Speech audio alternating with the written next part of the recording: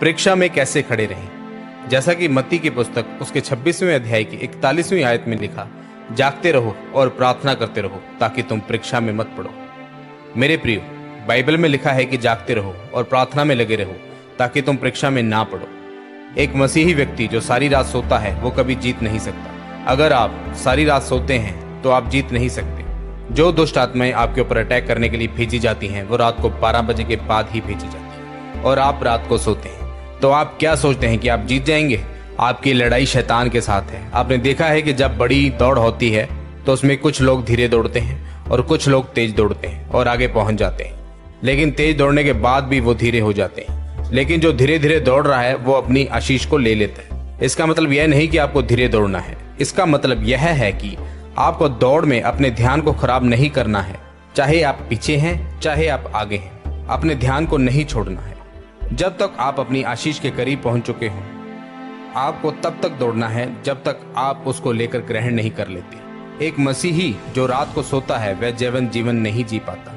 अगर आप बाइबल ध्यान से पढ़ें तो उसमें लिखा है कि प्रभु यीशु मसीह सारी रात प्रार्थना करते थे। चेलों के साथ उन्होंने सारी रात प्रार्थना की। अगर रात को आपकी 2 घंटे प्रार्थना नहीं है तो आप मुश्किल में हैं। आपकी आंखें रात को खुली होनी चाहिए। अगर आप चुस्त मसीही है तो शैतान आपसे डरेगा। आपको दूत दिए गए हैं, आप दूतों का इस्तेमाल नहीं करते क्योंकि आपके पास गैर भाषा नहीं है और वह तब आएगी जब आप प्रार्थना करेंगे। मेरे प्रिय, परमेश्वर को शिकायत करने वाले लोग पसंद नहीं है। परमेश्वर नहीं चाहता कि आप शिकायत करें, वो चाहता है कि आप प्रार्थना करें, लड़ें और जीतें।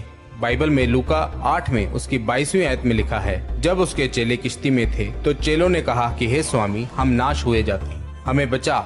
क्या तुझे हमारी चिंता नहीं है? हम नाश हो रहे हैं। जब प्रभु यीशु मसीह ने आंधी को थम जाने के लिए कहा तो वो शांत हो गई। परमेश्वर ने अपने चेलों से कहा, तुम अब क्यों डरते हो?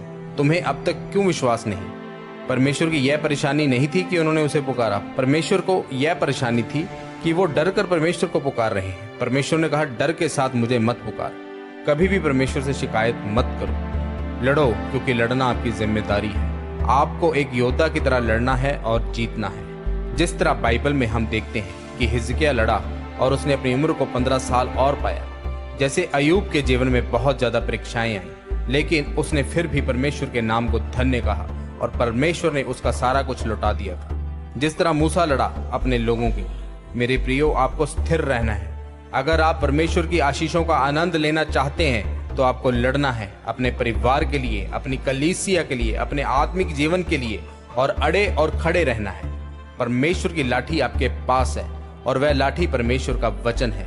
जब आप उसे अपनी बीमारी को, दुख को, निराशा को दिखाएंगे तो वह भागेगी यीशु मसीह के सामर्थी नाम से। अगर आप गैर भाषा में प्रार्थना करेंगे तो जीतेंगे और वह जीवन जिएंगे जिसके लिए परमेश्वर ने बुलाया है, यीशु मसीह के नाम में। आमीन।